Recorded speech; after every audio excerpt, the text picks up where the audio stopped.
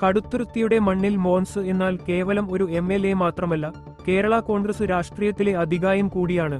1996 മുതൽ 5 തവണ കടുത്തുരുത്തിയുടെ ജനപ്രതിനിധിയായ അദ്ദേഹം PJ ജോസഫിന്റെ വിശ്വസ്തനായും പാർട്ടിയുടെ നട്ടെല്ലായും നിലകൊള്ളുന്നു.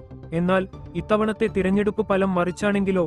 മോൻസ് പരാജയപ്പെട്ടാൽ അത് അദ്ദേഹത്തിന്റെ രാഷ്ട്രീയ ഭാവിയെ എങ്ങനെ ബാധിക്കും? നിലവിലെ രാഷ്ട്രീയ സാഹചര്യം പരിശോധിച്ചാൽ മോൻസിന് ഇത്തവണ അടിപറാൻ സാധ്യതയുണ്ടെന്ന വിലയിരുത്തലുകൾ ശക്തമാണ്. മണ്ഡലത്തിലെ MLA വിരുദ്ധ വികാരവും മാറിയ രാഷ്ട്രീയ സമവാക്യങ്ങളും അദ്ദേഹത്തിന് തിരിച്ചടിയായേക്കാം. PJ ജോസഫ് സജീവ രാഷ്ട്രീയത്തിൽ നിന്ന് മാറി നിൽക്കുകയും മകൻ അബു രാഷ്ട്രീയത്തിലേക്ക് ചുവടുവെക്കുകയും ചെയ്യുന്ന ഈ സാഹചര്യത്തിൽ മോൻസിന്റെ പരാജയം പാർട്ടിക്കുള്ളിലെ അധികാര കേന്ദ്രങ്ങളെ പാടെ മാറ്റും. പരാജയപ്പെട്ടാൽ പാർട്ടിയുടെ വർക്കിംഗ് ചെയർമാൻ എന്ന നിലയിലുള്ള അദ്ദേഹത്തിന്റെ അപ്രമാദിത്വം ചോദ്യം ചെയ്യപ്പെടാം. പിൻഗാമിയായി അബു ജോസഫിനെ ഉയർത്തിക്കാട്ടാനുള്ള നീക്കങ്ങൾക്ക് ഇത് വേഗത കൂട്ടും. ചുരുക്കത്തിൽ, ഗ്രൂപ്പ് രാഷ്ട്രീയത്തിന്റെ കളിത്തട്ടിൽ മോൻസിന് തന്റെ ശക്തി നഷ്ടപ്പെടാൻ ഈ ഒരു തോൽവി മതിയാകും. തോൽവി സംഭവിക്കുകയാണെങ്കിൽ മോൻസിന് മുന്നിൽ 2 വഴികളാണുള്ളത്. 1. PJ ജോസഫിന്റെ നിഴലായി പാർട്ടി ഭരണത്തിൽ ഒതുങ്ങിക്കൂടുക. 2. സംഘടനാ സംവിധാനത്തിൽ പിടിമുറുക്കി അടുത്ത ഒരു അംഗത്തിന് കാത്തിരിക്കുക.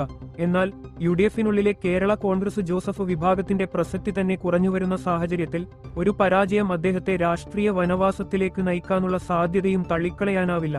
കടുത്തുരുത്തിയിലെ വോട്ടർമാർ ഇത്തവണ വിധി മാറ്റിയെഴുതിയാൽ അത് മോൻസ് എന്ന രാഷ്ട്രീയക്കാരന്റെ മാത്രം പരാജയമാകില്ല, മറിച്ച് ഒരു രാഷ്ട്രീയ യുഗത്തിന്റെ തന്നെ അന്ത്യമായിരിക്കും.